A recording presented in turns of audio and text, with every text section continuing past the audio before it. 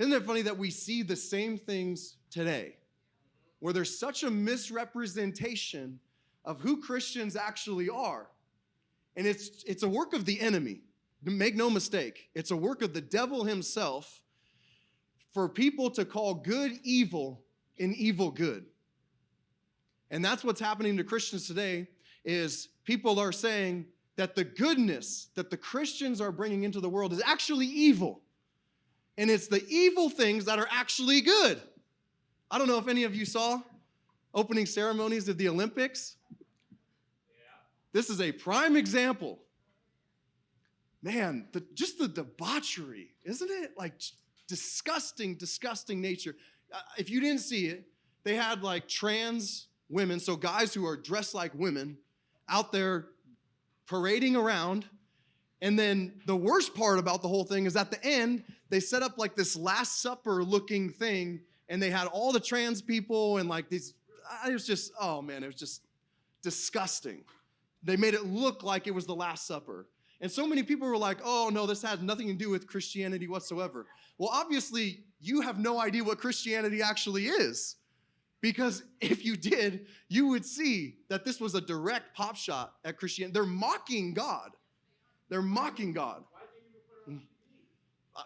You're asking the wrong guy here. I have no idea. They apparently think that this is what we stand for, not just as a nation, but as a world.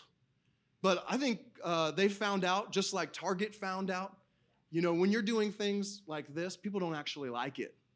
But this is why I can tell you without a doubt, this is not just a physical thing, hand-to-hand people doing this. No, this is a spiritual battle that's happening here. This is the work of the enemy that's empowering people to do the work and mock God right in front of everyone.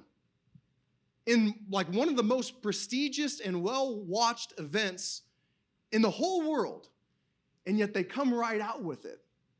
Knowing, just like Target found out, you know, Target had the thing with all the kids, and they were pushing homosexuality and transsexuality and all these things on little children, of all people, focused on the weak, right? They're trying to take advantage of the weak.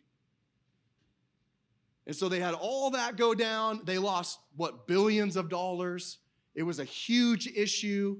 And yet, then the Olympics comes around, and they think, oh, no, this is a good idea for us to put this out, and people are going to like this. It's like, come on, man. Come on. Look, us as a Christian, as all of us as Christians, we have to use our voice with our vote, okay? People are in our government and in governments all around the world are putting these things in place and actually making laws to protect these things instead of going with the way that people actually think. And the Christian values are going away so quickly, it's amazing. I think we've all seen that, the last 10, 20 years, but especially in the last 5, how it's just like, I don't know, let's all just jump off a cliff and go for it. It seems like that's what they're doing, isn't it? So how do we respond as Christians?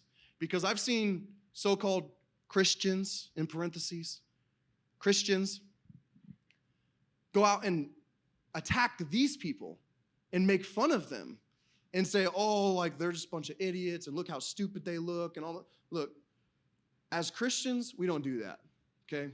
We don't look like the world. That's what they're doing. Let them do that.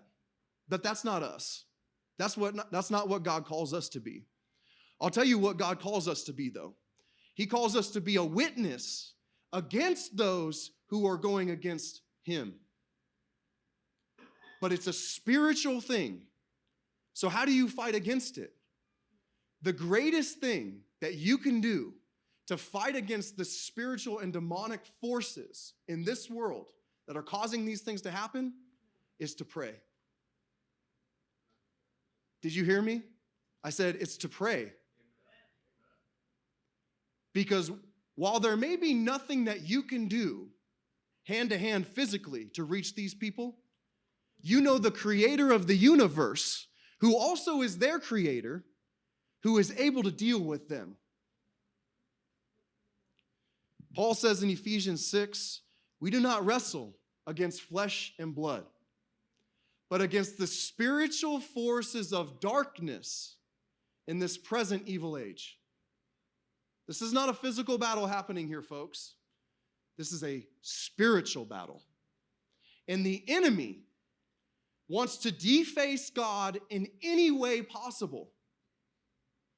And the best way to do that is to create a situation where people are defacing God themselves by making themselves something different than God created them to be.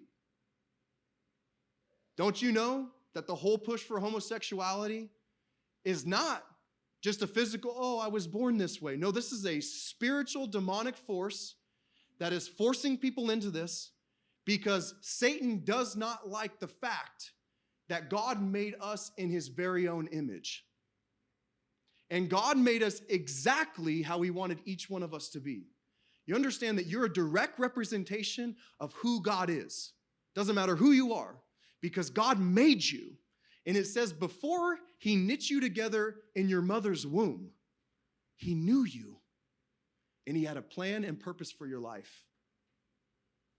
And so to do anything different, to dress in a different way, to try to be a different person than God has made you to be, is only mocking God and his creation and saying that what he did for you wasn't good enough. And I personally see it. The fact that governments and universities and all these leaders of our country are pushing people into this, I see this as one of the greatest forms of bullying you could possibly have. Because what they're doing is telling people that they're not good enough the way God made them to be, and they need to be something different in order to fit in. Nothing could be further from the truth. You were made in the image of God.